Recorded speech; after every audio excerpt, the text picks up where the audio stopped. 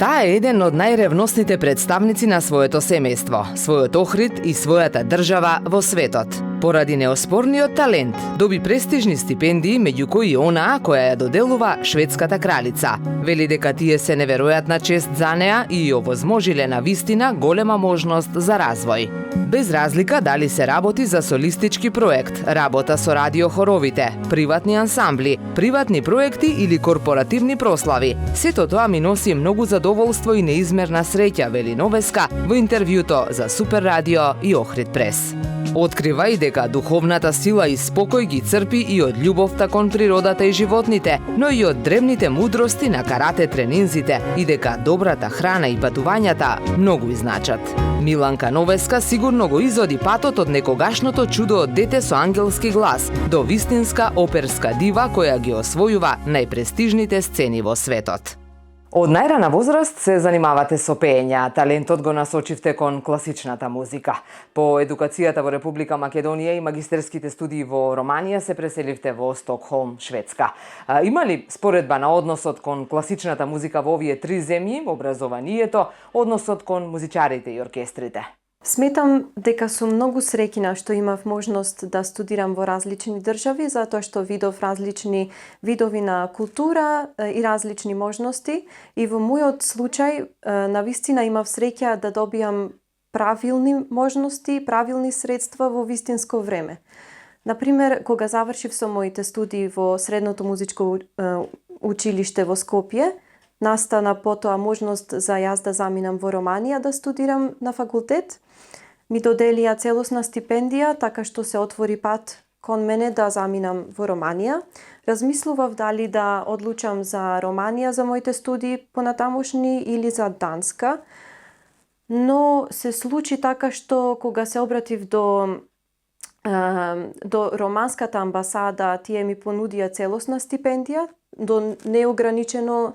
за неограничена едукација, така што се одлучив за Романија. Романија е една држава која навистина има голема традиција, многу е развиена културата и тоа ми овозможи многу добар тек на моето студирање, но и воедно работење. Во Романија целото општество е многу заинтересирано и свесно за културата, затоа што имаат една голема традиција. Со тоа кажано, навистина во Романија има една голема дисциплина во едукацијата, тоа што ми помогна навистина да добијам една голема контрола и знаење за теоријата. Подоцна моите студии ги продолжив во Шведска за моите втори магистерски студии. Во Шведска имаат многу приватни фондови, фондации кои што се грижат за културата.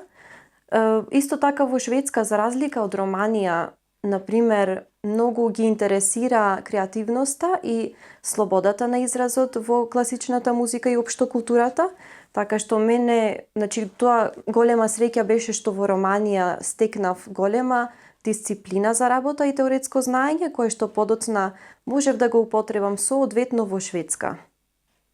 Така ми донесе голема можност за развивање, за слобода, развивање на мојот стил на пеење, како и дознавање во кои стилови сакам да се развивам и така натаму.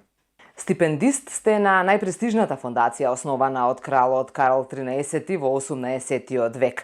Ја добивте и кралската стипендија, која ја доделува шведската кралица. Дали е тешко да се добијат овие стипендии и што тие представуваат за вас?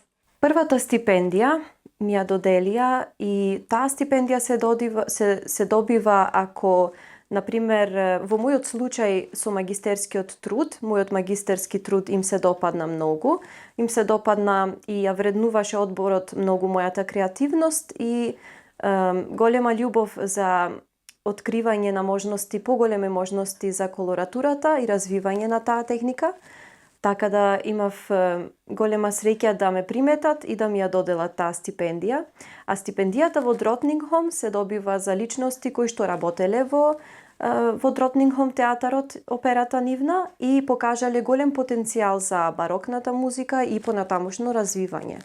Затоа бев многу среќна што имав можност да работам прво во Дротнингхолм театарот, да ме примат на проект и потоцна ме заприметија и за двете стипендии, значи сум пресреќна и многу ми е задоволство големо што имав можност да го запознам кралското семејство и да ми се пружи таква шанса која што подоцна сега значи ми донесе многу голема можност за развивање и нормално поголем избор за да правам и други проекти и понатамошно студирање.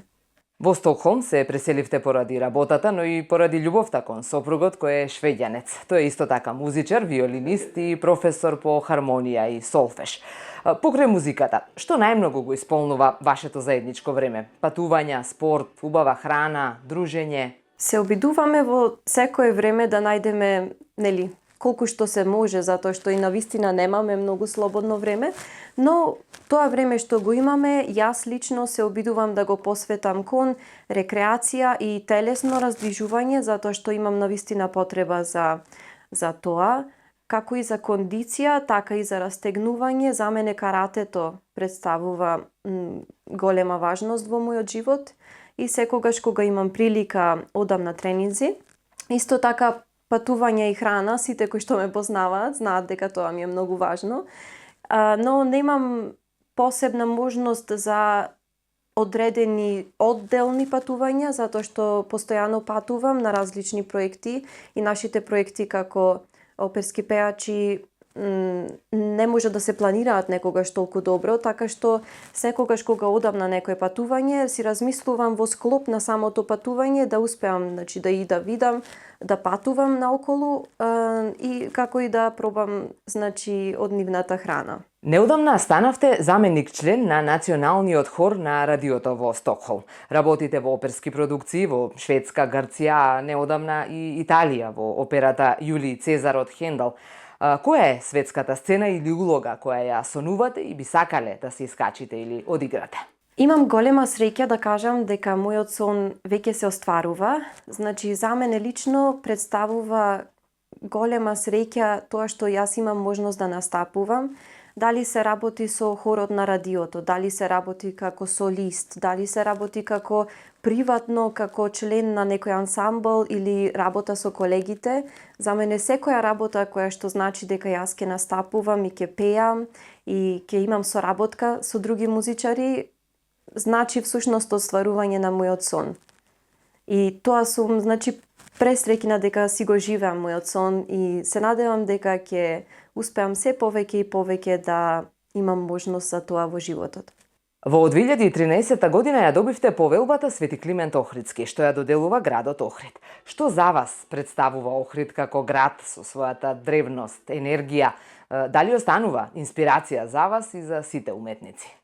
Голема чест ми е што ми ја доделивте градот Охрид повелбата во 2013 и тоа ми значи многу во животот, како и мотивација, така и можност за развивање. Секогаш сум горда за тоа што сум родена во Охрид и сметам дека имам голема среќа што сум родена во Охрид. Сметам дека публиката тука е многу заинтересирана за класична музика и се надевам дека во следна прилика би имала можност да настапувам се уште и да настапувам многу повеќе тука. Оваа година имав аплицирано до Министерството за култура за средства, кои не ми беа одобрени, но ќе се обидувам повторно, зашто заслужуваме публиката и јас да поминуваме многу моменти заедно со музичко дејствие.